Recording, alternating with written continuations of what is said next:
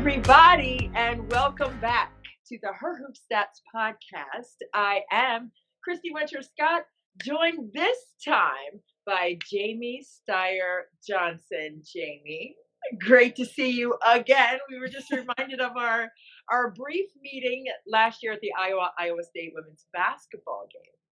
Yeah. It's been really cool just to get so many people kind of in the fold here, getting to see and talk with a whole bunch of different people with her hoop. And yeah, I mean the college season is always a whirlwind, for sure, especially for me. Like, I don't travel during the W season, and then we hit the ground running in college season. So I was like sitting there this morning, I'm like, have I seen or talked to Christy since then? Have we really ever spoken for more than 5 minutes at a time? No, but I was very excited to have our episodes aligned this week. Yeah, absolutely. That's crazy. And I was like, wait, that was almost a year ago, that Iowa State game.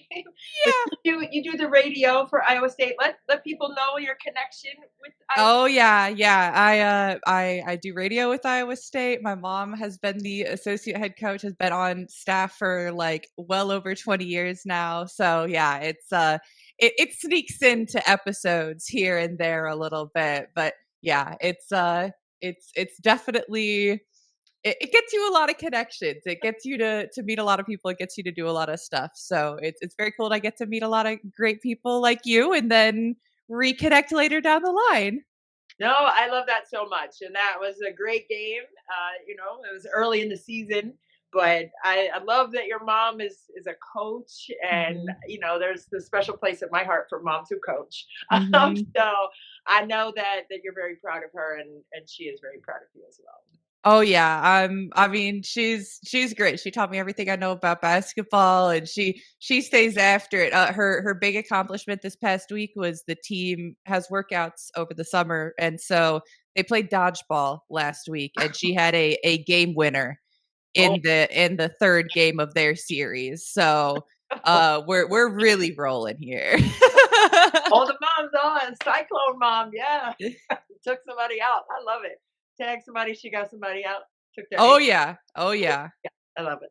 No, that's fun stuff. That's fun stuff. You got to break it up a little bit. It can't always be hoops, but it can always be something team and something competitive. So Exactly. It's a luxury you have in college that you don't so much have in the W. that's true. That's true. That's true. Sorry, I'm so wiggly here, but my setup is not setting up. There we go. Okay. The W, you just mentioned it a couple times there. The W is piping hot right now with a lot of things going on. We'll get to the trade deadline that's coming up this Thursday at 5 p.m. in the league. That is going to be intriguing, with pretty much everyone being a free agent because of Yeah. the WNBA.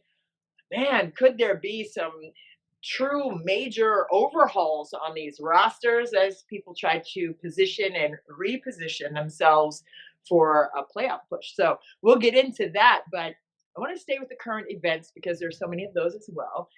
There were a ton of games this weekend, multiple games on multiple days, like 4 or 5 games a day, pretty much from Friday to Sunday. Which one of the games stood out to you the most? And not necessarily in terms of the playoff push, but just in the matchups themselves. Which ones, we can say not just which one, but which ones stood out to you the most? Yeah, I mean, it's like you said, there were so many games, especially like when you have a full slate Friday, you have a full slate Sunday, like that means that you have a lot of teams that are getting some very different matchups from those two kind of slates. And so to me, I was very impressed with the way that Vegas was able to bounce back yesterday on Sunday against the Valkyries, because prior to that, I was blown away by the way that the Lynx were able to get things done on the road, especially for me as someone who is a pretty big follower of the Lynx being in the Midwest. I couldn't have anticipated that kind of showing, especially on the road. Right. Yeah. What did you think? I mean, 53 points. I mean, it was a 53-point win. I know you said you didn't see it coming, but as it was occurring, what was going through your mind as you were processing that matchup and how Vegas just couldn't seem to respond to that Yeah. onslaught of everything on both sides? It wasn't just the shots, just boom, boom, boom, which McBride was nutso in the first half of those Oh my eight, gosh. 8 from 3 was bananas. Yeah. But also the defensive pressure that they were applying to Vegas. But what stood out to you as being the key component to the 53-point drubbing there? Well, I mean, to me, it was the Lynx doing what the Lynx do best about as well as they can do it, which is that it's a whole team effort. Like the ball movement was some of the best I've seen, not just from them, but from anyone in the league this year. The ball did not stick anywhere at any point in time. It was constantly moving, constantly rotating. They were finding the right player at the right time. Kayla, like you said, obviously got crazy hot when she starts off the way she did. Yeah. Oof, It was crazy.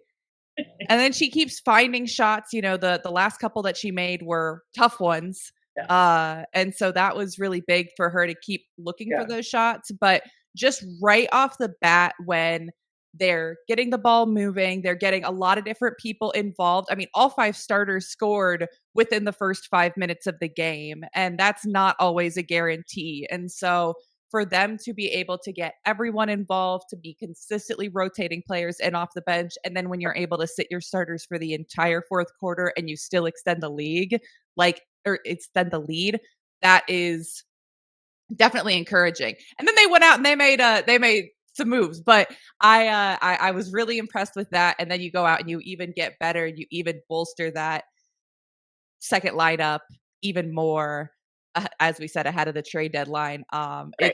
It's encouraging. It's now you just sit there and you wait and you hope that Fee is going to be okay because those Mhm. ankles are Man, a little scary. I couldn't believe that. I mean, it was in the third quarter, and I heard Cheryl Reeve in the post-game presser, and she said, people were probably going to slam her for having Fee in. But I mean, that could have been in the first quarter that happened. But the score being what it was, and her rolling her ankle right there. Mhm.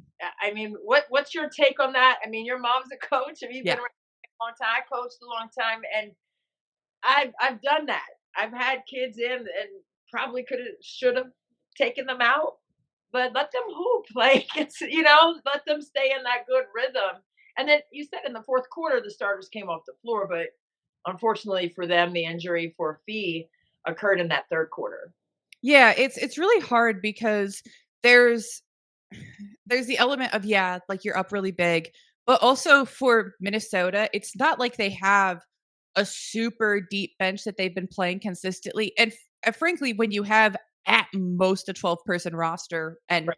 that Minnesota doesn't even have 12, Yeah. Yeah. that's you only have so many options. And so I mean, Fee played 26 minutes and that's through only 3 quarters. So I do think that you probably could have pulled her earlier, but at the same time you're rotating different groups in, you're allowing her to play with some of the bench group and play that different role and continue to work on facilitating. And it's much more about getting game reps Right. for down the stretch because it's not something you can replicate in practice. And so I know there's a lot of value to even in these blowout games being able to be out there and do different things with different lineups. Right. And it's really easy to look at it and say, but she got hurt there. But like you said, that could happen in the first quarter. That could happen walking off the floor, frankly. Like that could happen in practice. And so you're doing it for a reason. It's not just saying we're running our kids into the ground. Like Right. you're doing it for a reason. You know that you're going to have a couple days off after. And so this is a great opportunity to Right. get extended run with these different lineups. And so I understand it's very easy to look at it in retrospect and say, well, you should have pulled her, but you're doing it for a reason. And so you just say, okay, well, again, it's going into several days off for the Lynx, which especially prior to the All-Star break didn't exist for them. And so hopefully that allows them to kind of get her feeling good again. And hey, if she needs to miss a game or two, that's frankly fine as well. Like it's not ideal, but you've put yourself in a position where you can kind of play with the rest. You can experiment a little bit, and you're still going to be in games like regardless. But Right. even if you drop a game or two, you've built up such a significant lead from the rest of the pack that it's like, okay, we're playing the long game right now. Right. Right. I agree with that. And that's my thing. It's like you want to keep the rhythm for your rotations and like you said the flexibility and the depth of the rotation. You want to have a Mhm. lot of different looks and maybe you are experimenting real time in game speed mode and with different schemes that Vegas was presenting Mhm. defensively like oh they need more reps with this but keep Fee out there as the leader of the group, Mhm. right? And I mean, maybe on a wider scale of things, I mean, fans came to see the MVP. Mhm. She's like the best player right now in terms of in the running for being the MVP of the league. So fans want to see her play too. So there's a lot that goes into it, and I don't know if I'm just saying that on my side.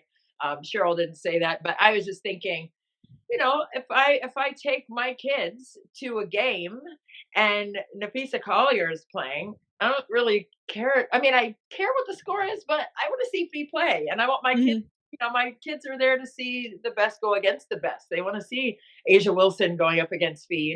They want to see that. So there's a lot to be said for things that occur that way. And unfortunately, it was an injury but hopefully it's not, like you said, going to keep Fee out for a long time because man, she's really been killing it on the floor. So for me, with what else the Lynx have done, and you alluded to it, making that trade, right, with Diamond Miller and Dijonai Carrington, what is that going to look like for both of those squads right now and making that push to the playoffs and all the gauntlet for the second half of the season and 15 to 17 more games for most teams, what's that going to look like? And why do you think that trade was made with those two players specifically? Mhm. I first of all, I'm so excited for this trade for both players individually because I like again, I said I follow the Lynx, have followed the Lynx for many, many years very closely, even prior to this being the first full year I'm like consistently covering the W. But I really enjoy Diamond Miller. She's such a tremendous player. I mean, her college career was terrific, and we've seen what she's capable of doing on a pro level. As a coach's kid, I have always been a little confused by the fit. And I understand why in the draft she was picked where she was, very much deserved. And I understand why they kept her on a roster. I thought there was times where she may be even waived just because I don't think she is a great fit for the way the Lynx run things. Okay. And Cheryl Reeve is such a scheme oriented coach. I am glad they kept her around. I'm so glad she had the opportunity to work through the injury she had. And then this year, you really saw, okay, this is what we've been waiting for. This is what she's capable of when healthy. That's like that asterisk that so many players get that most people don't get the opportunity to prove in the W because if you're not immediately producing, like you don't have the opportunity to really have these development projects, these development players in the league. And so huge props to Minnesota for taking that time to still allow her to kind of find her footing. But the fact that she showed, okay, this is what she's capable of. She's this tremendous scoring threat passer. The defense this year took a crazy leap. Yeah. I think that was the key to being able to get a good trade worked out. Right. And so she did all this, and then I think it's one of those things that some fans might look at it like, well, she was contributing. Like, why would you trade her away when she contributes? And the Right. point is that she was able to prove to everyone what the value she brings to the floor. And I really think she is going to thrive with the way Dallas runs things. They do so much just movement. There's so many great scoring options that the gravity of Paige, of Arike, of the fact that you have really some similar types of players as far as like Louisa Geiselsuter is a 5 that can stretch the floor, just like Alana Smith, just like Jess Shepard can stretch it out. And so it's positions that Diamond is used to being in, Mhm. but I think they're going to look to her more and they're going to have more minutes for her consistently. Mhm. So I am so excited on that side for her. And then Dijonai, I mean, when Samuelson got hurt, that that changed things for Minnesota a lot, where now you have Natisha Heidemann coming in off the bench on the perimeter, and then they have Yvonne Anderson that they recently signed. Mhm. Beyond that, that is it for guards off the bench. Right. They've had these kind of wild big lineups, and Mhm. it's not because, "Oh, we're experimenting with it." It's because we need to put subs in the game, and that's the only option we have. Right. Right. So you bring in Dijonai, 5'11". She's got some more of that height. She's a terrific she's gonna slot in as easy as anyone in the league into the Lynx defensive scheme. And Yeah. then you take a lot of the pressure off of her offensively, where when the opportunity's there, she can look for a shot. She can look to slash to the rim. But everyone isn't gonna be sitting there looking at her like, okay, go out, take a bunch of shots. Like, if you take a handful of shots in a game and you're mostly on the defensive end and Right. you can go get your pick sixes, you can get your assists, that kind of thing. I Yeah. just think it's a way better fit on both sides. Yeah, no doubt about it. And with Diamond, just seeing her over her college career specifically, Mhm. what was it in terms of being a challenge for her to fit in schematically on the offensive end with Minnesota, do you feel? I mean, I think that it's it's almost like when you have so many options, like she's such a versatile player.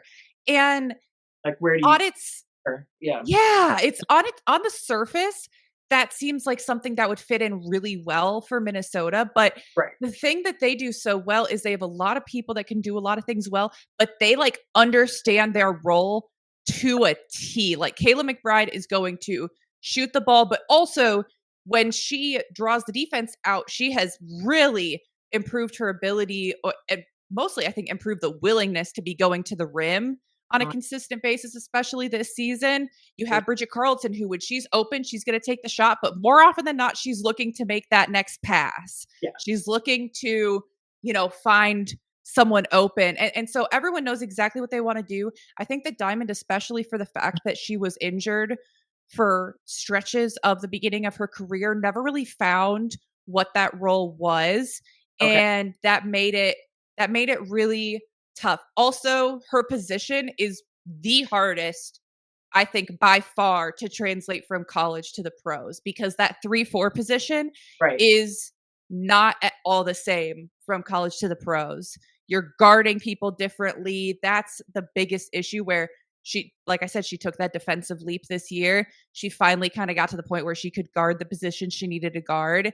But that is, I think, the hardest transition to make in the league. So when you combine that with being injured, it just the cards were stacked against her, and that's part of what makes it so impressive and so exciting that she had that time to get it figured out. And you think back to when she had that kind of breakout game earlier this season and was kind of emotional in the press conference, and it's like, yeah, absolutely, because for most people, you probably wouldn't have made it to this point, Yeah. right? But you did, and like you proved it. And so it's a I mean, it's so tough to go from that kind of guard forward spot into the pros, and she's handled it with such grace. Absolutely. And I know you said that she's going to fit in schematically with what the Dallas Wings like to do. And Paige Becker's, wow, front runner for Rookie of the Year in the WNBA, running that point guard spot down there, taking some pressure off of Arike Gumbawale in Mhm. that regard. But now adding yet another scoring option and those long go-go gadget arms in the gaps defensively. I know Dijonai was injured for a lot of the season in Dallas, but with the defensive prowess that Diamond is going to be able to bring, on top of the versatility on the offensive end in Dallas, what do you see that looking like for the Wings moving forward? Yeah, I mean, I think that part of what the Wings have found is that, okay, if we can get we can get the easy buckets, if we can get some of these transition looks, if we can get up there. And there's been some possessions where they'll toss on some full court pressure, and if there's something Diamond Miller can do well, it's full court pressure. Like you said, she's got the arms, she's got the quickness, like she will dart through a passing lane, and Yeah. then she's taking the ball to the rack. So Right. I think that just having another player that has, again, even a little bit more length than Dijonai, who is like such a great versatile perimeter defender. Diamond can do a little bit of all of that, and I think she has that willingness to kind of step in wherever she's needed. And so I think that that's going to be really fun for Dallas to continue. Just there's going to be some times where it probably doesn't look really pretty. That's what happens when you really lean into the youth movement. But long term, you're going to have some time this year to get it figured out. And then going forward, since Diamond has her option exercised, she'll be there again next year. And so you have this time to kind of build this cohesion, build this chemistry, get to know each other, and I think that that's going to really do a whole lot for them.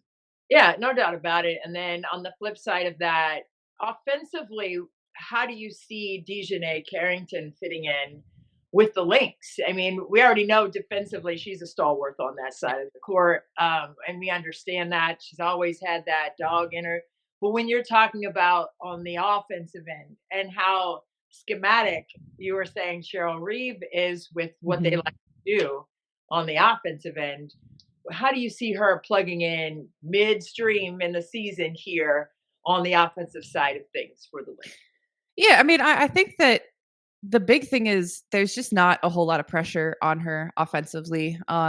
With the Lynx, it's more about just being decisive and knowing what you're doing at any given point in time, as opposed to doing any one specific thing. It's not like they're saying, okay, you need to come in here and get 10 shots a game, or even specifically, you need to shoot the three or you need to get to the rim. It's like whatever is available to you in any given matchup is fine, because we have so many really prolific scorers, and the way that our offense works, you're going to have opportunities. It's just about recognizing what's falling for you, what your matchup gives you on any given day, and not getting too stuck into doing any one particular thing. And I think that that was kind of a struggle with Dallas, is they just hadn't been able to find a rhythm for anyone with the injuries that they had, and with some of the inconsistency they've had as far as lineups go. I think that it's been really hard to figure out. Again, we talk about roles and clearly defined roles. I don't think people in Dallas really have their roles defined yet, which makes sense for the position they're in. But Minnesota does. And I think that Dijonay will be able to go in and look around and say, okay, if I'm in with a lineup off the bench, I'm probably going to be a middling scoring option. Like Natisha Heideman's going to be taking some shots. Jess Shepard's been a really great option, but then maybe I'm the next option. And Right. then if she's in with the starters, it's like, I'm probably the last scoring option out here. That's not a bad thing. Like, that's what the defense is thinking. And so I'm ready if I'm wide open. But I just think there's basically no pressure on her on the offensive end. And that's going to allow her to maybe even do more Right. because they're not going to be as keyed in on her. Right. No, I agree with that. And I think, defensively, I think it's going to be an easy, seamless transition for her. But I'm very intrigued to see offensively what it looks like with her on the floor. And there is a lot of pressure taken off of you in that way. Like you said, it could be like third or fourth option. And now the defense, they're not really relying on Dejanay Carrington to be that threat. And then she can be that. Right. So I Mhm. think there are good options there as you alluded to. But what other games did you see this past weekend that raised those eyebrows a little bit? Like, what is going on? I know I have one, but I'll let you go ahead first. Oh gosh. I mean everything is really kind of been all over the place, Like, I feel like the only team I have a good grasp on is Minnesota, and beyond that, it's like, where are we at on any given day? I think that the Fever have kind of quietly gone on a pretty solid tear. Uh, I I said when she was first signed, I loved the Chloe Bibby signing, Okay. and I think that has aged well. Energy. Uh, Yeah. she's brought a whole lot to the table there, and so going on the road, getting a close win over Seattle, they just continue to improve their playoff positioning. They continue to improve just their team cohesion, Mm. and allowing themselves to also give Caitlin the time she needs to recover and come back. Yeah. So I think that that's been really big for Indiana. But I mean, it's hard to pick out specific games because top to bottom is just like so many of them have been coin flips going into it that I wouldn't have anticipated would be close or would have the outcome they did. And it's all over the place. The W Palooza is what it is. That's what I call it. I mean, it is. And you were just speaking about the Indiana Fever and what they've been able to do the last 5, 6 games. I mean, running off all these wins without Caitlin Clark being on the floor, and I think she's played less than 14 games, if I'm not mistaken, Hmm. a specific number. But with what Steph White has been able to do, Duana Bonner leaving, to go to Phoenix, and then Caitlin Clark being injured and then picking up players like Chloe Bibby, another Terp we were already talking about, Diamond Miller, but go Terps out here. But Chloe Bibby, another energy giver to what she likes to do, schematic Hmm. there for the Fever. Could this be like a dark horse? And when Caitlin Clark comes back, for that final push, I don't know when she's coming back, but even if it's like 3 or 4 more games away, Hmm. comes back, I mean, that's prime time to gain some real traction and get those 10 toes down in the mud and push forward. Yeah, I mean, that's something I was talking about on Friday with Brittany Carper, which is that the race from 5 or from 2 to, I mean, 9 Yeah, is closer right, than 1 to 2. Like, it's crazy in the W right now, and so there is a lot of ground to be gained for the Indiana Fever. I mean, they right now are right on the verge of being able to put themselves in a top 4 seed. Like, a few weeks ago, they were still in the mud of like, "Okay, are you putting yourself into a solid playoff position?" They're past that, at least for the moment. There's enough time for a lot of things to shift, but they're now just half a game out of securing home court advantage in the right. first round. So like that's a pretty drastic shift. And to do so again with Caitlin out, it just means that okay, the pressure is so much lower of I need to rush back because maybe we're in danger of missing the playoffs or something like that. No, like take the time to get healthy. They're winning without you. Yeah, And then you can come back and you can take the time to get ready again and you can be in good position. You can be rested. You can be healthy for the potential push right. down the stretch to improve your seating or really make a push in the playoffs because they're putting themselves in such a great spot there. They've been competitive against everyone in the league True. with and without Caitlin. So, I Yeah. mean, they really are they're doing what you need to do when one of your star players is out, which is everyone else stepping up, everyone else figuring it out. No doubt, no doubt, and kudos to Steph White. That's my dog anyway. So I'm proud of her. I always tell her, but I mean that's quite something, right? It's her first Mhm. year, like part 2, 2.0 with the Fever for Steph White, but a totally different lineup, totally different expectations on the team, and for her to continue with grace and continue just to motor through and get the job done and go Mhm. on this really impressive win streak. I mean, there's a lot to be said for that. So kudos to Steph White and her staff for being able to, continue to row that boat. I appreciate Mhm. seeing it. For me, I know I've been holding back a little bit. I was trying to wait for you to say it, but I'm gonna go ahead and Man, let's take a gander at the Phoenix Mercury right now. I mean, at one point, right before the All Star break, I mean, they're top two in the league and sitting right behind the Minnesota Lynx in that regard, and being 2 and 3. In New York, they're dancing, doing the dance at 2 and 3. But Mhm. you're looking at what Phoenix has done in the second half. I mean, I know, albeit it's been, just a handful of sample size games here, but Joanna Bonner is now on this roster. And most recently, the benching, I'm just going to say it because that's what it was. Mhm. The benching of Satou Sabally. What did you see from that? And then now that she's out for personal reasons, what's your take on that scenario with Phoenix? And how, I mean, I know people have personal situations, but with Bonner being there, I mean, Bonner had a personal reason and she was out in Indiana. The trade deadline is Thursday at 5 o'clock this week.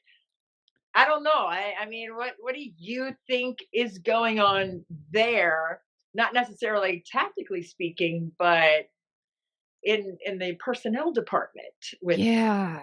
It's it's hard and it's strange. I mean, there's been there's been a lot of just discussion of speculation, and I think the hard thing for the Mercury is they found such a rhythm, they found such a recipe for success when they were missing key pieces. Like the role players, the kinda under the radar pieces they brought in, the very experienced rookies they brought in, no one had heard of. No one knew a lot of these people, like Catherine Westfeld wasn't on people's radar, Monique Okawakana wasn't on these people's radar, and so people come in and really thrive, and it's like, "Wow, incredible." The Mercury are doing so much with who knew some of these players, Right, and you figure out your roles there.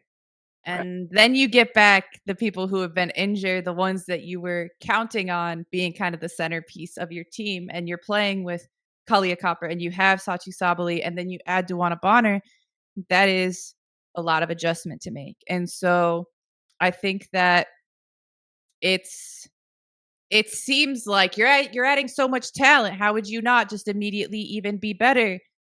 But right. that's just not how it works, and so Yeah, I think that it's hard because you're also, as you said, right at the trade deadline, and so if you're gonna make a move, like, you don't have the luxury of taking your time, of letting things work themselves out, of really experimenting, because if you have to make a move, or if someone feels as if you have to make a move, again, not knowing what's going on in yeah, the locker room, only knowing the possibilities, right, it's hard to know exactly how everyone feels about it, and you right, don't have the time to, regardless of the what specifically is going on, that you're on this really tight deadline, and so you don't have the time to dive in and really do all the work that you potentially would be doing if right, you had the luxury of, okay, well, let's give it another 5 games.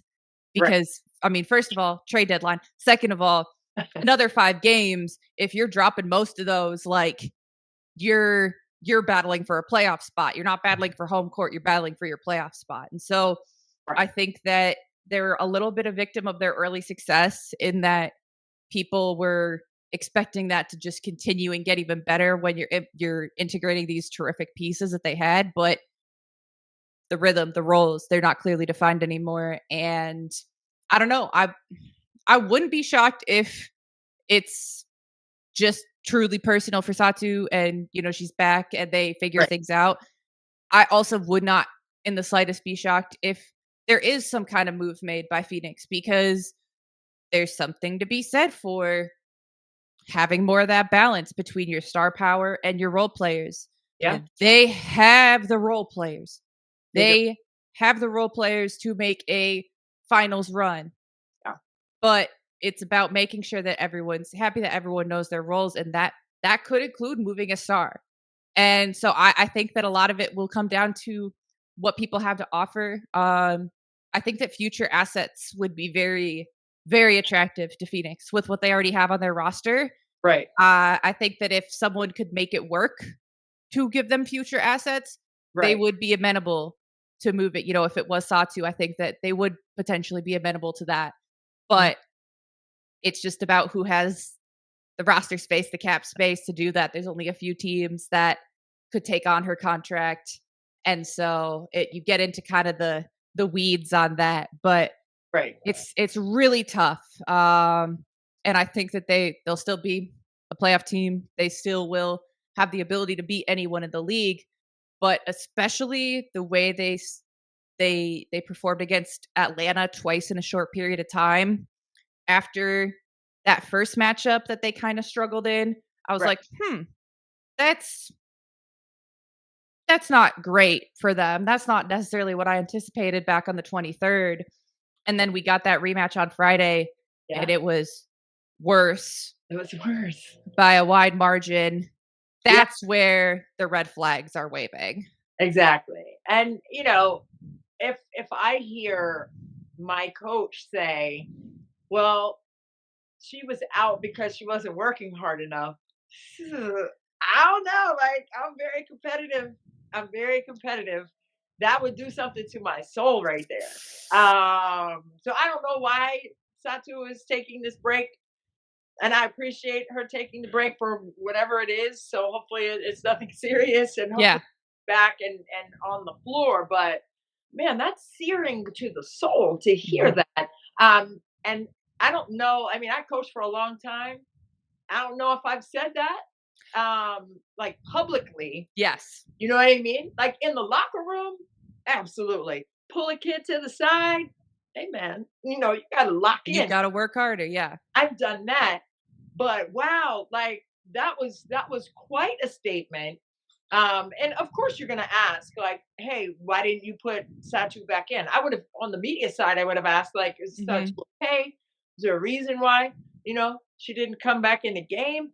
I was like, oh, she wasn't working hard enough. I was like, oh, twisted, right? That's Twisted. that's a great point because, like, also, again, having seen both the media and the coaches side, like, that is, like, bar none, the biggest trigger for Bill Fenley at Iowa State. If you so much as imply that a player isn't working hard, that's a problem. If you flat out say it, like, that is the most upset I've ever seen him with Yeah, media is like, no, my kids are like, my players are working hard. It's very much like, I need to do this better. Or you kind of flip it on the, well, this is what the other players were bringing. And so you ride with what's working. And so again, like, I know this is a job. I know this is professional. I know this is the WNBA, but I do think there's something to be said for these are also human beings that we're talking about. right. Yeah. People tend to really ignore that and forget that these are people that Yeah. are hearing this critique. And so could that very reasonably injure your relationship with your coaching staff? Yeah. You have to trust each other, and if you're being put on blast in the media, that Yeah. hurts your trust. Yeah, and that's tough. And I'm not begrudging him doing. That's what he wanted to do and say, and that's fine for him. But I know, like on all levels, right? Being a parent, a coach, a player, like all of the things. I mean, if that's the case, then that's an in-house to me, like Mhm, my opinion. That's an in-house conversation that you have with your players and you do protect them at all costs. Like coaches take all of the credit in losses, right? mhm. And they give the kids and the team all the credit in wins, right? And they stay in the background. That's what great leaders do. They're in the background, making sure everybody is good. As a mom, like the ducks in the water, the mom is right there, right? Behind the kids. So they, make sure everybody's in a row and they're Mhm. behind. All the leaders are behind and watching, right? So for me, it's that kind of concept of team, of leadership, of what are we really saying? We understand who we are. The locker room is a sacred space, and you know this, being a coach's kid. That's a sacred space. So if something needs to be laid out on the table, we're going to lay it out on the table in there. Mhm. But we're not going to, lay it out in front of the whole, do the whole laundry line in front of everyone. I think there's a lot to be said, and it goes both ways, right? Players can't do that to coaches either, Mhm. right? I think there's a sacred space where conversations can be had, and I know that New York had some team meetings, right?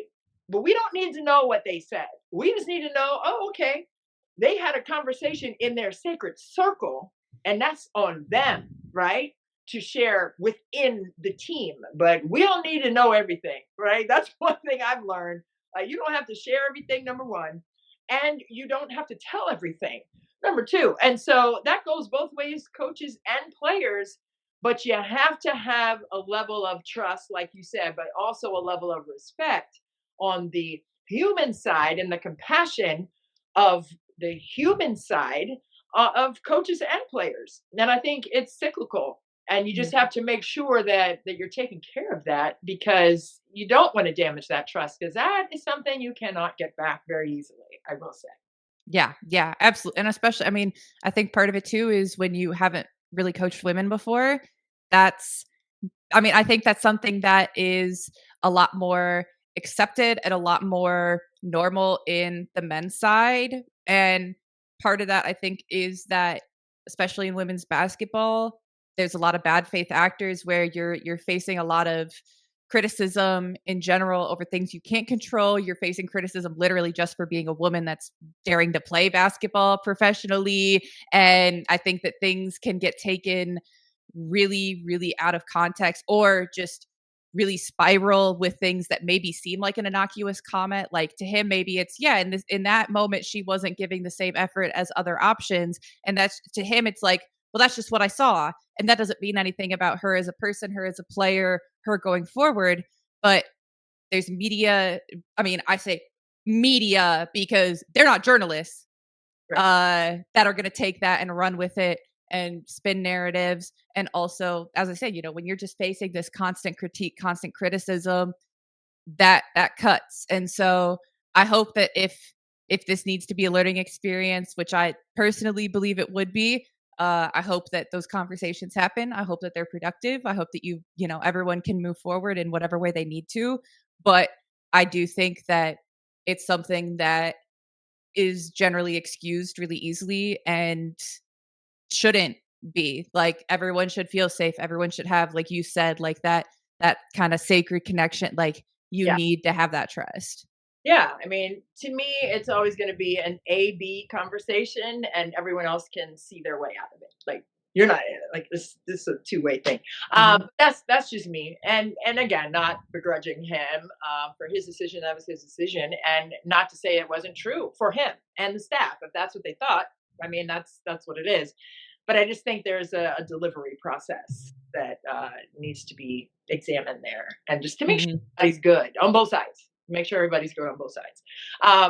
But schematically for Phoenix moving forward, I mean, Alyssa Thomas is having a ridiculous season yet again. Wasn't voted an All-Star starter, and I'm going to continue to ring the bell for her consistent play. Although the team is trying to manage the re-chemistry building Mhm. with the new added pieces, I get it. But one thing that has stayed the same, the common denominator for Phoenix, has been the consistency and the effectiveness and efficiency of Alyssa Thomas. Another triple double for her most recently, and I just think that and I've always said this on here and everywhere else that I speak about Alyssa Thomas. I mean, the consistency of excellence. It gets lost, right? You're just like, well, we already know she's going to do that.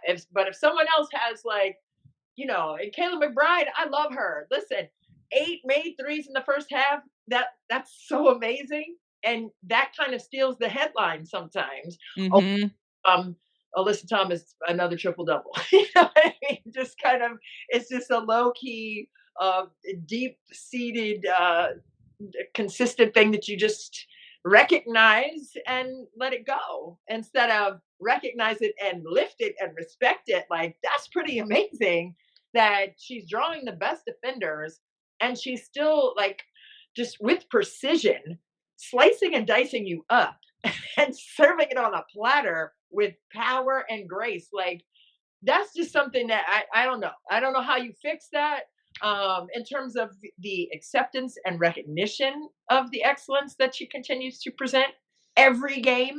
But man, I don't know how we flip the switch to make sure that we don't get her lost in the sauce because she's been quite phenomenal.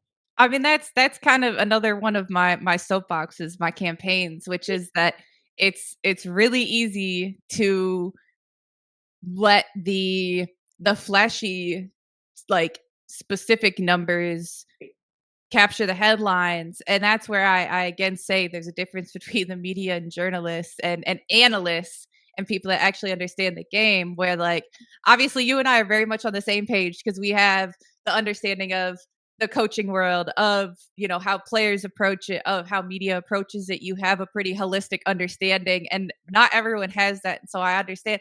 That's why it's our job to, like, explain to people and emphasize the things that may not be easy to understand. And one of those things is when you do everything really well and you do everything really consistently on a night in, night out basis, when, okay, like, first of all, AT is going out there and getting career highs multiple times this season. Yeah. Like, let's not lose that. But on the night she isn't getting career highs in points, she's still getting you, 15 points that you needed, plus the rebounds, plus the assists. Like, doing everything is so hard. It's so hard and it gets overlooked so consistently. It's something that Diamond does a little bit of everything. We talk about that, and, like, I think about on the college level how the forwards, the versatile players are so overlooked a lot of the times, and that translates to the pro game as well. Yeah. And so it's hard when, this is the I think another one of the biggest front runners for MVP this year based on what Alyssa Thomas brings to the table. And Yeah. quite frankly, I think that could be another positive if Phoenix were to be able to make a move before the trade deadline. I think Alyssa Thomas wants to be a distributor. She loves to get everyone involved. Right. She needs to be more assertive. I have said this several times. She cannot be passing up opportunities. She cannot always be a pass first player. She wants to be, God bless her, Yeah. incredible teammate. Go to the hoop. Barely anyone in this league can guard you, and no one can on a consistent basis. Oh, Not over the course of an entire game. No. Like, you are always going to have opportunities to score. And so when it takes 4 or 5 minutes in a game for you to even get a field goal attempt, that's not your path to success. So if they were to make a move right. to take one of those players that is going to have a lot of attempts for good reason Mhm. out and put them in a situation where maybe they're an easier focal point, Right. and if you even just get, like I said, picks back or, draft capital, something like that, Right. I don't think that's a bad thing for Phoenix. If Alyssa Thomas has in her mind, I have to do a little bit more, a little bit less of, this is a person I have to make sure I'm getting involved, and a little bit more of, okay, my role is to go and find the shots as well. Mhm. I don't think that's a bad thing. I don't either. I mean, that's very intriguing to think about, especially with the trade deadline coming up on Thursday at 5 o'clock. How many times am I gonna say it? A million. I'm just so intrigued and just anticipating what will happen or what could happen, and that could be a possibility. And I, for one, would never get in front of Alyssa Thomas with a full head of steam coming my way. I would. I wouldn't even get in front of her if she was walking down the hallway in front of me. I'd be like, go ahead. You got it. You got it. No, I mean that's the A train right there. Now I make a business decision for sure on that. Hallway, on the court, anywhere. Yeah, but she's a sweetheart though. I love her. And another Terp. Is that another Terp? That's Yes. about Canadian. I love it. But a team that beat Phoenix just a couple of days ago in Atlanta was the Dream. and they are in the top 3 in the league for a reason. No BG, no Ryan Howard, no problem for first year head coach Carl Smesco, my guy, by the way. Good job, Carl. Um, but with what Atlanta has been presenting, what have you seen from the way that they have played and the way they basically defensively dismantled Phoenix on Friday night? I mean, Atlanta's been one of my biggest, most pleasant surprises of this year. Coming into this year, I talked a lot about how I wasn't sure. I wasn't saying it for sure wouldn't work. I was just saying I couldn't put together the vision personally, knowing Smesco's system in college and then coming into the pros. But obviously, that had to be adjusted. You Yeah, can't play without a post player in the pros. Going out and getting two of the best in the league and two of the most like true centers was not what I anticipated, but they have made it work. And, I obviously am familiar with Smesco's game, like very impressed there. And then I was very impressed with the coaching staff he put together. I know Brandy Poole from covering the Big 12. And so I've been like, yes, love that. And when I talked to her early in the season, she's like, vibes are good. Like we're happy, like we're working hard. It just yeah, everything seemed good. And they've had some ups and downs. There's some injuries. They were without Jordan Canada for an extended period of time. Gotten her back into form yeah, yeah, for sure. yeah. But gosh, I mean, especially I kind of use this marker of their 2 games against Phoenix in a little bit over a week. Mhm.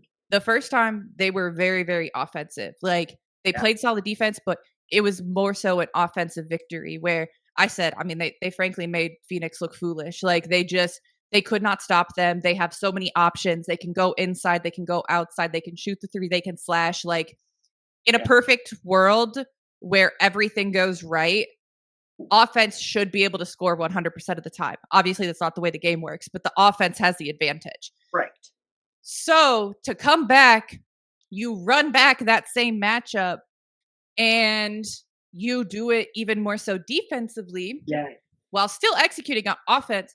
But yeah, the defense yeah, took that leap they did. against the other team that perhaps has the most weapons in the league. Mhm. That's the key to me is you're not just playing good defense against a solid team.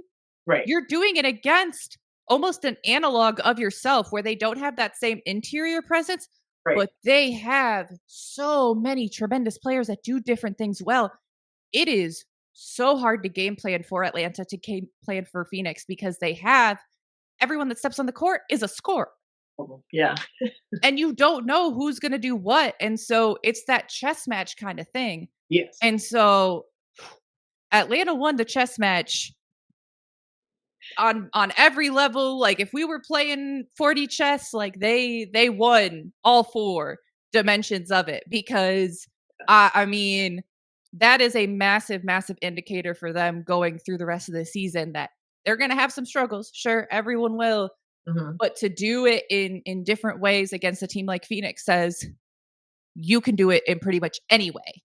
Yeah, no doubt. I mean, I think they're probably one of the most dangerous teams in the second half of the season in terms of their consistency and the different ways, like you said, that they can take you down. And I just think it's been really impressive. I mean, Bree Jones knocking in threes, BG pulling them too. I mean, they spread you out and then they just carve you up offensively. And I just think they're very disciplined on the defensive end and they're very smart with their gap discipline and they're where they're supposed to be on a string. And I just appreciate that, number one, because that side of the floor, that's another thing, the consistency of excellence, right? Or not, right? I think Yeah. that really is a glaring aspect of the game, especially as you're making a push for the playoffs. So, how consistent is your defense? How Mhm. excellent is your discipline on that side of the floor? And I think Atlanta has presented that. And I think that's why they have been the surprise team of this WNBA season because they've brought it on a consistent basis on the defensive side. And you can't manage whether or not your shots are going to fall all the time, but you can manage that mindset and that competitive fire in your belly to get the defensive job done and just own it and star in your role that way and do your part, right? To row the boat and keep things moving along. So for me, it's always going to be about defense. And, I love a shot now, don't get me wrong.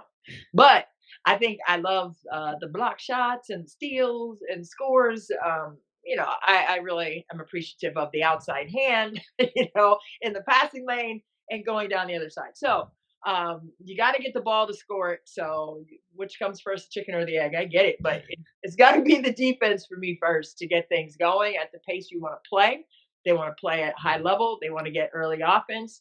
They want to pull those arrows, what Carlos Mesco said, at Florida Gulf Coast. That's carried over and a lot of weapons that way. So if they get Ryan Howard back for that push, the same way Indiana gets Caitlin Clark back for the push in the second half of this WNBA season, you better look out. I think that's a team, another dark horse team that can, that gauntlet can get things smoking to the finish line. So I think that's going to be something to look forward to and look for the Atlanta Dream, to say the least. And the BG healthy too with that neck injury. So I think it's going to be really interesting to see what that looks like.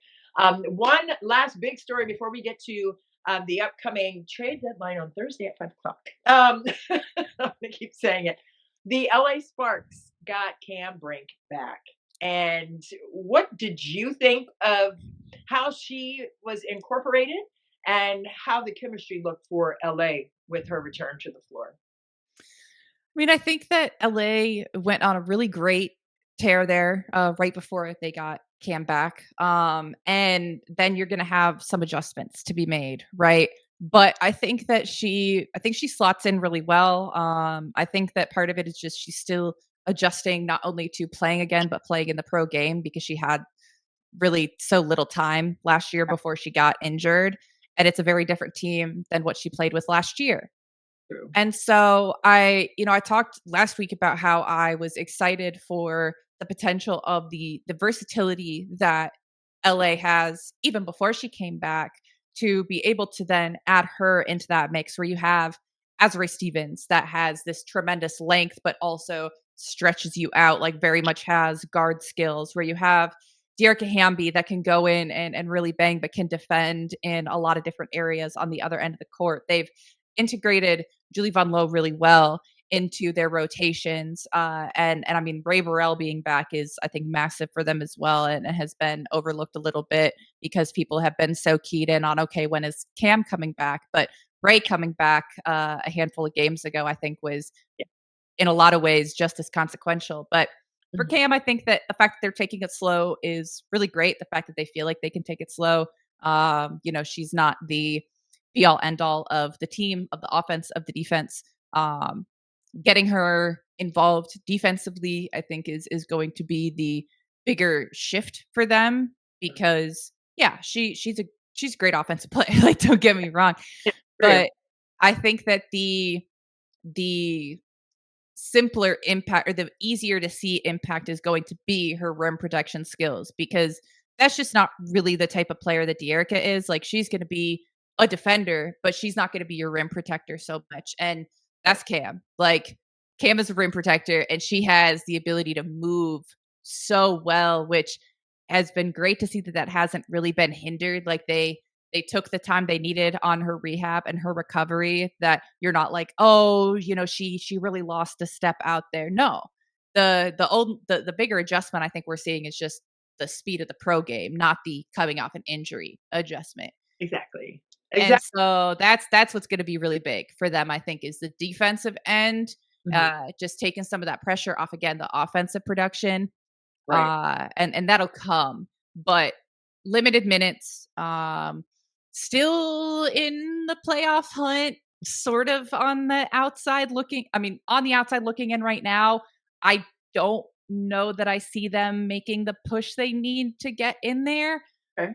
But that may be just as well. Like, I think that right now you work on building the chemistry and getting your team into form for future years. Because again, they're a team that has a very solid young core and has the ability to return a lot of them. So I want that to be a really key focus, making sure Rakia Jackson doesn't get lost in the shuffle. Man, she's been quite something.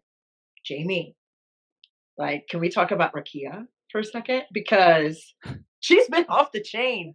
Rakia Jackson has been flat out hooping, and not just her ability to get a bucket, because she can do that very well, as we've seen. But her defense has been top tier as well. And just her overall energy on the court. She's so smart, Mhm. calculated with where she wants to attack, and not only attack but execute and finish. I mean, she has been a terrorizer on the offensive side specifically. What have you seen from her consistency? And when you said you don't want to see her get lost, expound on that thought. Yeah, I mean, I think that there was a stretch at the beginning of the season where she was out for a little bit in concussion protocol, had some of that, sort of injury stuff, and then came back and they took some time getting her integrated back into the team, similar to what they're doing with Cam, where you're just trying not to push too hard too fast. Yeah, And you can't just like throw a wrench in the system. You have to do things kind of gradually is generally my take on things. Like minutes restrictions, things like that. They're for kind of everyone, not just for the player. Like as far as coming back from an injury, that's sort of the way you do it, but also you're adjusting the team right. game by game as opposed to we're playing a different lineup, we're playing a different game altogether from one matchup to the next. So I thought that that was something that had a lot of people talking early in the season, but overall has been executed well. And they've really put an emphasis on, yeah, a lot of this is going to run through Rakia. Yeah, Because again, I keep talking about these versatile players, and that's something that she does so well is, kind of who Kelsey Plum is as a player. And she can do a lot of things well, but like what it is she's going to bring to the table. What Dearica Hamby's going to bring to the table. Rakia right, has the length, the athleticism to score on the perimeter, to score on the interior, to again have those kind of chess moves where who's going to guard me? Like, are you going to put a guard who can stay in front of me on the perimeter, but I'm going to go post him up? Are you going to have someone with some more of that length that I'm not going to be able to back him down, but I'm going to swing out to the perimeter and I'm going to knock down a three, or I'm going to have that pull up J? right. And I think that for them, it's really crucial, especially longer term than just this season, to make sure they're continuing to really emphasize her development. She's going to be, the centerpiece of your team Mhm. going forward. Like her and Cam as a tandem, I think absolutely can be like sort of dual centerpieces. But Agreed. post players do not produce in a vacuum. Like you have to have the supporting pieces around them. Yep. And so Rakia producing and Rakia being in a rhythm is a significant part of what allows Cam to do what she does well. So making sure that those two especially are connected, because those are the ones that you have secured going forward. And I would throw Ray Burrell in there as well as another young player Agreed. that can do so many things well and can unlock, I think, both of them too. Mhm. I think that just really focusing on that. And then shoot, I love that they got Alyssa Pelian on their 7-day. I've been waiting for that all season since the Lynx waived her, because I'm like, look, the way the W works and the way that like being able to pick someone up on a minimum contract Right. works. I saw it, like I figured, I'm like, if they can find any way Right. to make it work, they will. Yeah. Because first of all, coming in as a longtime college coach is so unprecedented, let alone to have it happen twice a season. But like Okay. that's so uncommon in the W that I'm Sure. like, yeah, why would you not bring in a player that you're familiar with and try and unlock them? Yes. And so I love that for Coach Roberts. I love that for Alyssa Peely. I love that for the Sparks in continuing to build up potential young long-term pieces. Maybe it doesn't work. Maybe it's not a long-term thing, but I like the idea going into next season with obviously everyone outside of the young ones free agents. Yes. But obviously the focus has to be on your core that you already have established, but the idea of sort of leading into the youth, much like Dallas, I Yes. think is a very, very good one for those teams that are currently on the outside looking in for the playoff race. No question about it. And, speaking of Dallas, I mean, they just hired Coach Trammell on staff there in LA. Lynn Roberts hired her and Love her. Satou and Reagan Peebley. She's the GM, one of my girls Mhm. right there, mom squad right there too, with Reagan. But I think that's a great hire, and especially with Cam Brink coming back, right? And you're talking about the rim protection that she provides on the defensive end, and then having a defensive kind of coordinator role and Coach Tremble being right alongside Len Roberts, and then getting Peely in there. I just think they're really starting to get some things going and Mhm. put players around Plum Dog, because like you said, what she's going to be able to do, which is dominate on both sides. And I just think that's going to be really interesting to watch as that continues to form in the second half of the season, and possibly into the playoffs. Possibly into the playoffs. I think that's going to be very intriguing to see. And I was going to just go right into the trade speculations and prognostications, but I would be remiss if I did not speak about the Las Vegas Aces and New York. Those are the last two, and then we don't have to go long. But I wanted to get those two teams in, but I want to go with Vegas first. And what do you feel has been the biggest issue for the lack of consistency for the Las Vegas Aces? I mean that for me is actually pretty simple, but it's a complex issue, but it to keep it broad is simple. And it was actually funny. I was watching their game against Dallas maybe last week, and on the broadcast, they were talking about people saying, "Well, what's wrong with Vegas? What's the issue with Vegas?" And what their analyst said was, "The issue isn't with Vegas. They're not doing anything. It's that everyone else is getting better." And her point was that everyone else is getting better, but I actually thought that the way she phrased it in Vegas isn't really doing anything. She meant wrong, but I was thinking of it as in general, they just haven't adapted. And making the move that they made this year, bringing in Alyssa Smith was at least something. But I've talked about how in Phoenix, one of Mhm. their biggest strengths is their incredible group of role players who know what they need to do and know what the team needs from them. I think that's also a strength of Minnesota, where they have some tremendous stars, but everyone else coming in knows what their role is.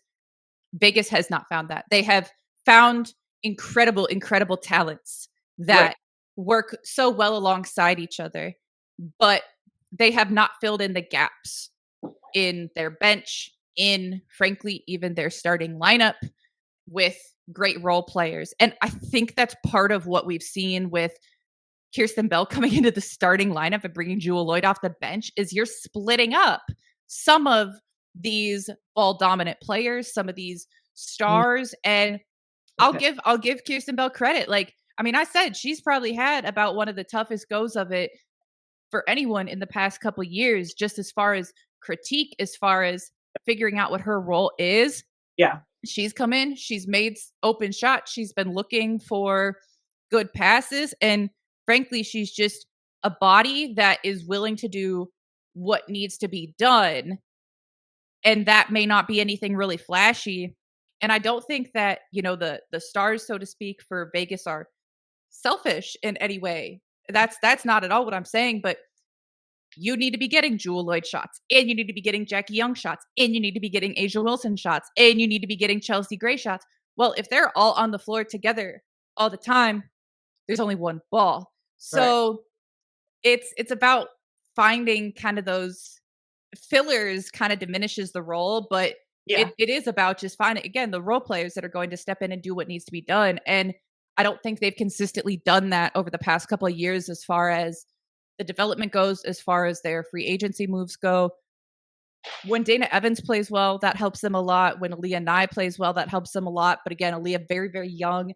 Dana Evans a little bit undersized. And so you have some of those sort of drawbacks from them. Right. And that's, I think, the biggest thing that they are finding to some degree is Right. people that can kind of fill in those gaps. But I don't think it's going to be quite enough to lift them to the potential they should have with the stars they have. Yeah, and it's for me, there's a lot of defensive firepower that's not on the team Mhm. really possess a lot of experience, Alicia Clark, right? And you're looking at Plum, right? I mean, these are energy givers, and Tiffany Hayes, not to be remiss, not to add her in, but I just think that with all of those, the trifecta of what they brought to the table with their experience, their knowledge, their understanding of their role, like you said, was a great compliment to the litany of Olympians that are on this roster. Which, I mean, as a coach, I mean, on paper, that's a beautiful thing to look at. But then when it comes to actually manufacturing the proper timing and number of shots, minutes, rotations, and then players to put around them like a Dana Evans. And I think it's just and the Leonai. Like I think that's really going to be something to watch for, right? Especially with the trade deadline coming up. You know, could they try to bolster the complementary players because of what they lost in terms of experience on the defensive end specifically? And not to say they weren't offensive minded and didn't get buckets because they did, but they understood their role in that respect. Mhm. They also brought some dogged defense that I think they're missing because of it. And you know, you just have to watch and see. But man, 53 points when they lost by 53 to Minnesota, I was like, that's a lot. Okay, so I think it goes back for me. It's the defense and then Mhm. the depth. I think they may try to make some changes. And before we get to that, because I'm really excited about that, and I know we've gone long, but I don't care. We're talking about some great stuff. But New York, we have to put a pin in what they have done already, which has been adding a player like Emma Miesemann to the roster. Emma Miesemann, the 2019 Finals MVP, was playoff Emma here in DC. Shout out to the 2019 squad for the Mystics. But, you know, she hasn't been in the league for a couple of years now because of the international responsibilities in Belgium, which she's done a great job of being the leader of that squad. So, with the addition of Emma Miesemann, but also now with the bone bruise to Stewie, Brianna Stewart with that injury, what do you see for this New York team moving forward in the second half of the season? And we alluded to this in our conversation a little bit ago, just about them having these team meetings that, you know, were almost an hour long and airing out all the things in the sacred circle of the locker room, I may add. And we don't need to know what they discussed. We just know they sat in there for a minute to try to reestablish what they want to do. Um, Sabrina Ionescu. I mean, she is an amazing talent, right? And she has just been remarkable this season. But what have you seen from this New York team that, first of all, forced them to have these couple of team meetings, and then now with the addition of Emma Miesemann and the absence of Brianna Stewart, what do you see forthcoming for the Lynx? I think that adding Emma Miesemann very quickly went from a remarkable addition to a necessary one, with Brianna Stewart being out for an extended period of time. Yeah, Alongside, I think that the key here is not just Stewie being out, but also having Niara Sabally and Kennedy Burke out at the same time. Like, you need to in some way fill that production, and no one's going to replace Stewie, but by committee you can to some degree get some of that production back. right, But when your top two candidates for filling in that production are both out alongside her, where does it come from? And the answer was overwhelmingly nowhere. right, They just weren't able to get enough. And so Emma Miesemann should be a significant step in filling some of that production. It took her some time to get going offensively, mhm, but once she did, I mean, we know what she's capable of. we do, It's about giving her the time to right, do so. right, But as far as a timeline for New York, it's gonna be kind of hard to yeah, do that because, I mean, a lot can happen here in the season. But as I said, the Lynx have built up such a significant lead in the standings that right now it's a lot more about maintaining where you're at as opposed to trying to bridge that gap Yeah. because Yeah. there's a wide gap between 1 and 2, and then 2 and 9 are basically the same gap. Fighting for it. Yeah. So you better keep yourself there. So New York, I Yeah. don't know. I mean, injuries are injuries. Like you can't prevent it. No. But it's a tough spot Yeah. to be in at the very least. Yeah, no doubt about it. I mean, you're queen of the hill. I mean, you're trying to stay up there, you're kicking people down, letting them roll and try to come back up again and run it back. Hey, I'm anxious to see what Emma Mieseman looks like with Natasha Cloud and Sab and like all the crew in New York. I'm just really intrigued by that mix. And then who knows, like when Brianna Stewart comes back, again another player, right, who could come back and make a solid push maybe the last couple of weeks of the regular season. I don't know, I haven't heard an actual window on her return to New York, but boy, if she can come back with a couple weeks to go with Emma Mieseman on the floor, oh, that could be pretty dangerous. JJ's back and healthy, Lord have mercy. I'm just excited to see what that could look like. The possibilities are endless, but my intrigue through the roof right there on New York and the Liberty Bibberties. So I think it should be a lot of fun to monitor for sure. Another thing to monitor, our last segment here, is the upcoming free agency palooza. We already said it's the W Palooza with the trade deadline coming up towards the end of this week on Thursday at 5 p.m. If there's one team that you would like to see make kind of some wholesale moves to bolster their roster, what team would that be? And what is your idea of the changes that could be a possibility there? Oh man, it's tough. I do think that as far as teams that probably most need a move that haven't made one, at least recently, I think the Storm really could use a shakeup of some kind. They Interesting. have been they've been struggling a little bit lately, and they have so many great pieces. I think they have some obviously very underrated pieces. I don't think that Skylar Diggins and Nneka Ogwumike get nearly the amount of credit they deserve, but it's also hard when your team is struggling a little bit. And so again, when we're talking about these teams that are right in the thick of things as far Right. as the playoff race, they right now, as of this moment, are the lower seeded team if the season were to end today. You know, they're down to the 5 seed. If And I- so that that should not be something they're okay with. Like you should be aiming to have home court advantage. You should be really gunning for a top 4 seed yeah. for the playoffs. And so what that looks like for them is really tough to say because again, they're a team that lost Katie Lou Samuelson before the season started. That's a cap hit they're taking all year.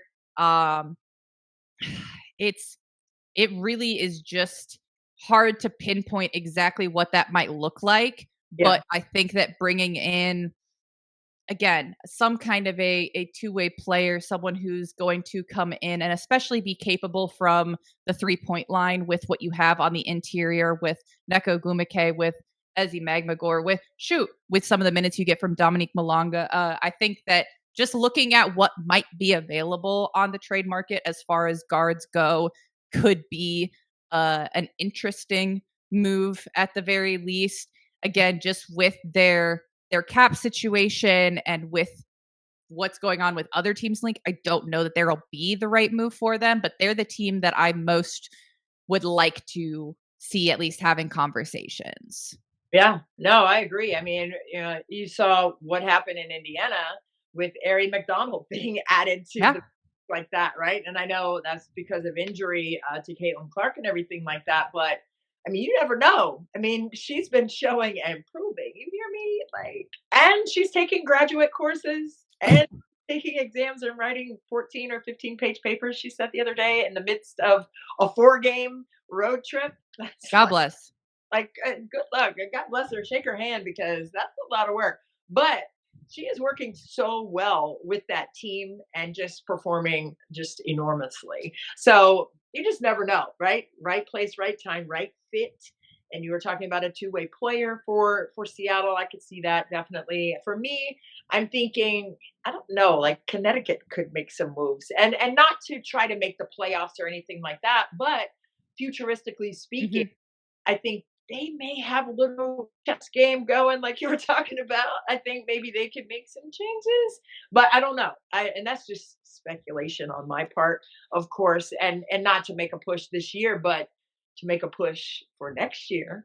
I Mhm. could see them maybe making some dark horse moves there in the dark room. Moving some chess pieces around. Who knows? But I think that would be intriguing to see if they did something, just out of the dark like that and pop into the conversation that way. But it's going to be very interesting to see what teams do. And maybe we're being excited and anticipating nothing happening, and everyone just kind of staying pat with what they have, and this is what we're going to do. We're going to move it forward. So, I mean, I'm interested to see that too. Like, are you going to move or not? You're going to I make some mean, changes? as you said early on, like this is a year where if you're not a rookie scale contract, there's two players in the entire league that have Yep. a contract beyond this year. And so, I mean, as long as you can make the math work out for this season, the long-term implications are basically null and void. Right. So, it's much more, I mean, you have the most win now opportunity of all time.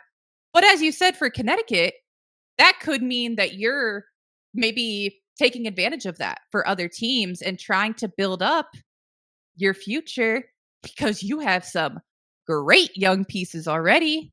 What I'm saying. That's what I'm saying. And we'll revisit that because I really think that's on the horizon for Connecticut. I really do. I don't know why. It's just like sitting on me. I think that's going to be something to watch for sure. And who knows what else happens? Who knows? What happens in Phoenix with Satou? Who knows? You know what I mean? Who knows? But health is wealth. We do know that for the second half of the WNBA season. We do know that will be something to monitor for sure.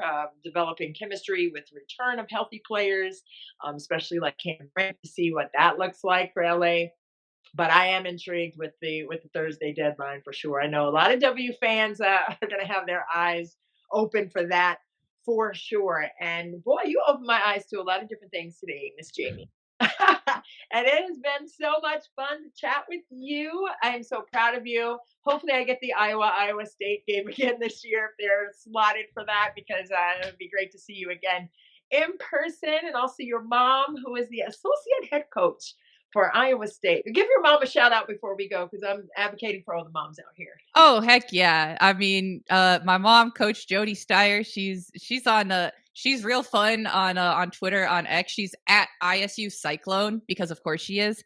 One of the first staff members on there, so she got the handle, but she loves the game. She loves basketball. She's great. I'm gonna get to see her even more because I'm in the process of moving to Ames for this upcoming season. So yes, we're very excited. But no, I've got my fingers crossed. I'll be, out here like just kind of whispering into the abyss, like, "Hey, Christy Winter Scott on the Cyhawk game."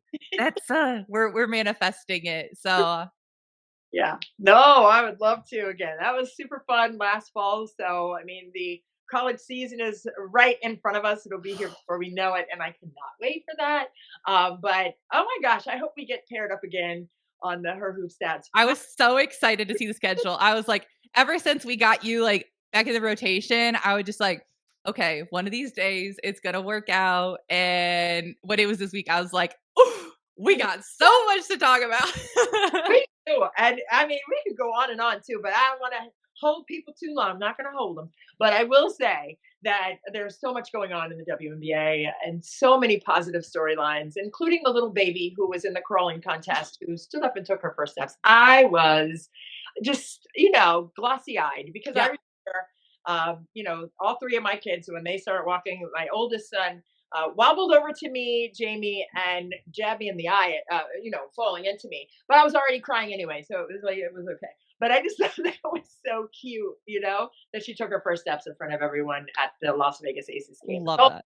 and everything like that. But it was very sweet. But that encompasses the excitement for the future of the WNBA, babies like that with the heart and the hustle and the toughness to get up and take those steps, honey. I loved it. It was cute, but love talking with you, love chatting with you and breaking it all down, and definitely intrigued about Thursday. So come back here on the Her Hoop Stats podcast to hear all of the great things. I'm Christy Winter Scott for Jamie Shire Johnson here on the Her Hoop Stats podcast. And thank you to our wonderful producer, B Mac. We appreciate you, honey. And we will see you all next time. Bye bye.